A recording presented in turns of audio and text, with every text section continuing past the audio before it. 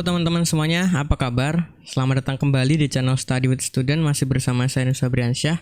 Dan di video kali ini adalah video kedua dari playlist analisis dan strategi algoritma yang ibu dosen saya yang mengajar analisis dan strategi algoritma adalah Ibu Saniati, dan juga mendapatkan referensi dari Insinyur Rinaldi Munir, dosen ITB.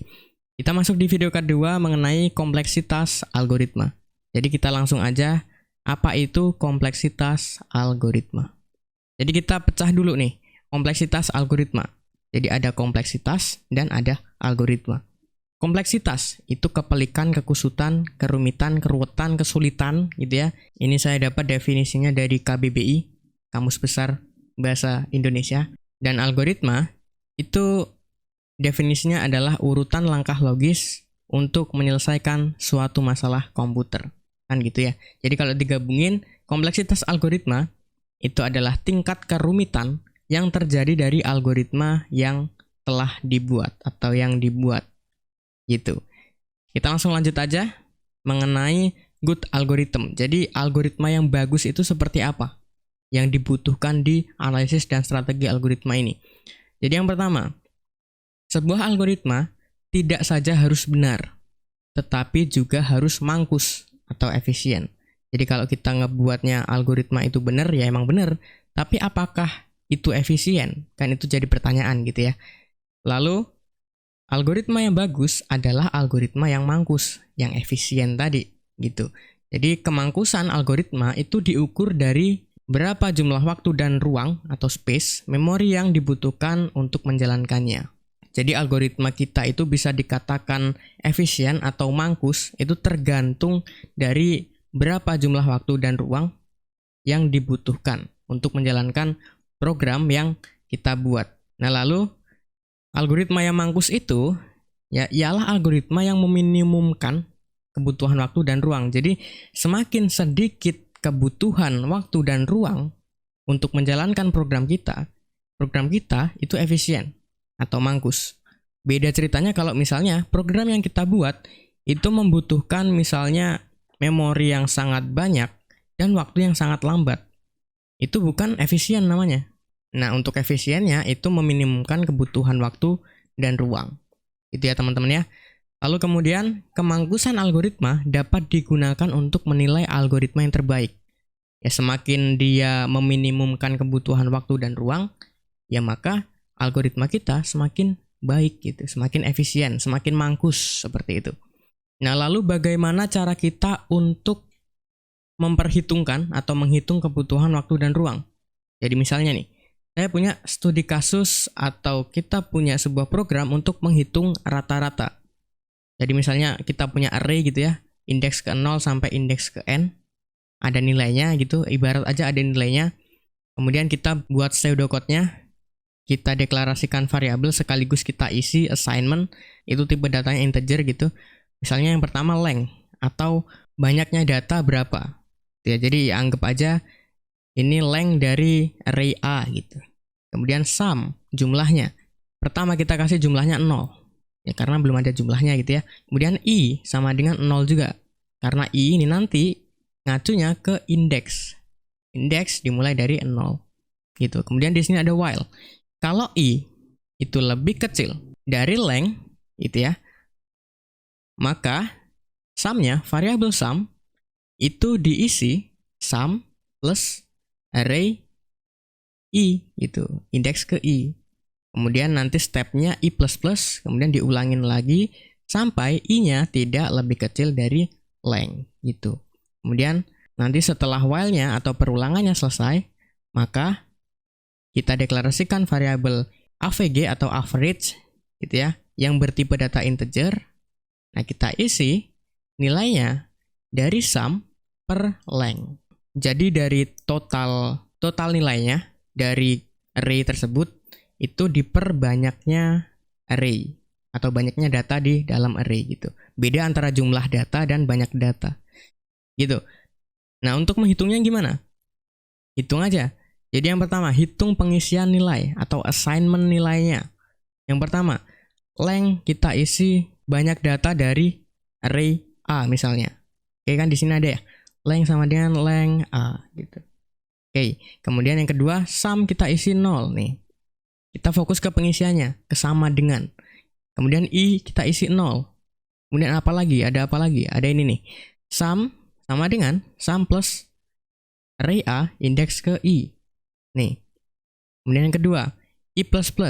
Loh, I++ apakah pengisian? Iya. I++ artinya I sama dengan I plus 1. Gitu ya. Kemudian yang terakhir ada average atau AVG, di sini kita singkat. Kita isi sum per length. Gitu. Nah, kemudian di sini ada T1 atau ya disebut aja time 1 untuk perhitungan waktu yang pertama. Nah, di sini N plus 1. Kok bisa dapat N dan dapat 1? Itu karena gini. N itu menunjukkan ketidakpastian atau menunjukkan nilainya dapat berubah-ubah tergantung suatu hal atau tergantung apa gitu. Di sini kita ngitungnya kan length sama dengan length dari array A atau banyaknya nilai atau banyaknya data dari array A. Array A itu dinamis, ya bisa 1, bisa 2, bisa 3. Itu sebabnya di sini kita isi N. Karena ya dinamis gitu, nggak konstan. Itu kemudian sum sama dengan 0. Nah, ini udah pasti nih 0. Udah pasti ya. Isi 1. N untuk menunjukkan itu dinamis, bisa berubah-ubah. Kemudian 1 itu sudah pasti. Sum kita isi 0. Oh, udah ketahuan tuh nilainya 0. Itu jadi 1. I isi 0. Oke, ketahuan karena 0. Kemudian sum sama dengan sum plus A indeks ke I. Array A indeks ke I. Nah, indeks ke ini kan belum ketahuan ya isinya. Makanya kita taruh N di sini. Kemudian I++. Nah, I++ itu kan kita sudah ketahui bahwa I sama dengan I plus 1. Tapi kenapa di sini N? Artinya nilainya tidak pasti gitu ya. Ya karena tergantung dari berapa banyak elemen array-nya. Sampai nanti di while-nya itu bernilai false atau pengkondisiannya di while bernilai false. Maka di sini diisi belum pasti nilainya sampai berapa. Kemudian yang terakhir, ini di sum yang ini ya, kemudian I++ yang N ini. Kemudian average kita isi sum per length. Nah, di sini 1. Kenapa? Karena si sum-nya sudah ketahuan nilainya. Ya. Intinya sampai sini sum ini udah ketahuan nilainya berapa. Kemudian length-nya sudah ketahuan juga. Gitu. Maka di sini saya isikan 1.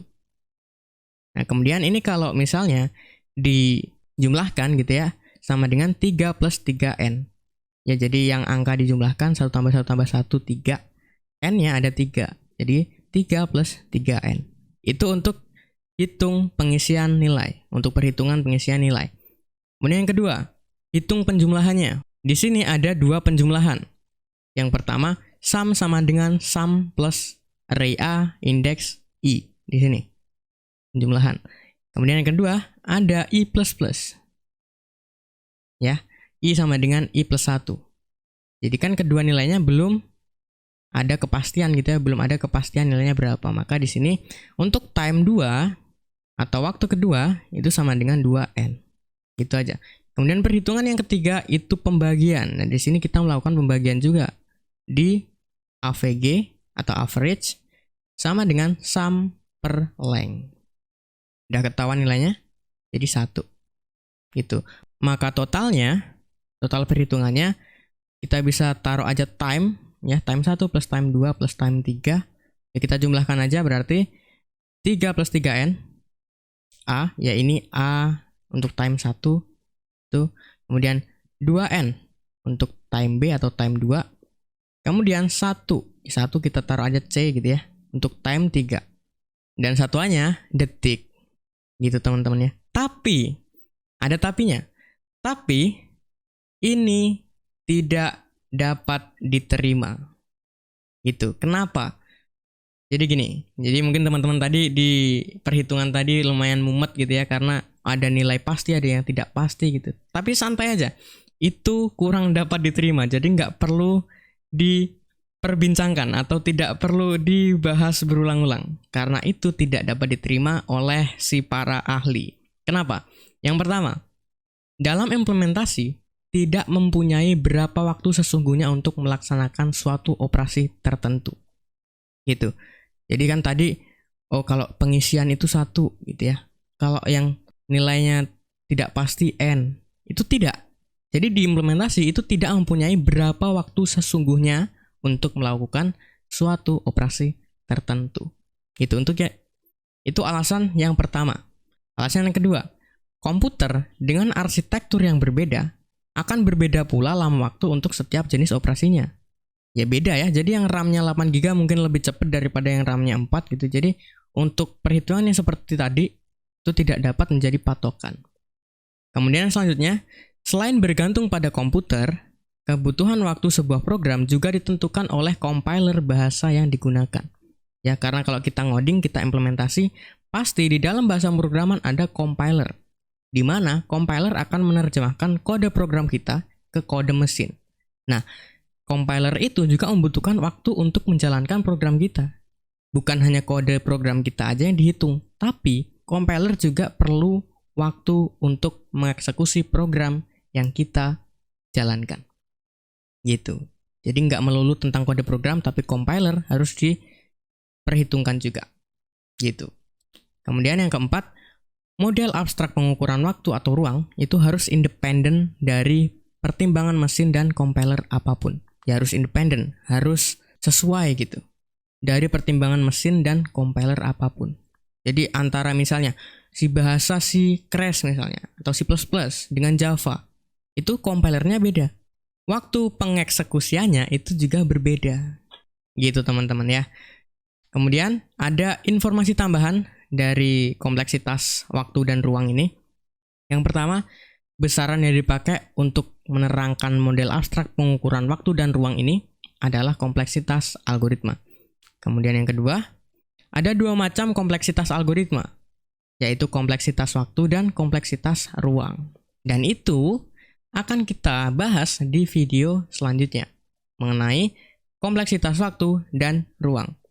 Jadi saya rasa itu aja teman-teman untuk video kali ini. Kita sudah berkenalan atau kita sudah sedikit membahas mengenai kompleksitas algoritma dan ada subnya ya. Kompleksitas algoritma itu dirinci menjadi 2 macam, yaitu kompleksitas waktu dan ruang, dan itu akan kita bahas di video selanjutnya. Jadi saya rasa itu aja untuk video kali ini.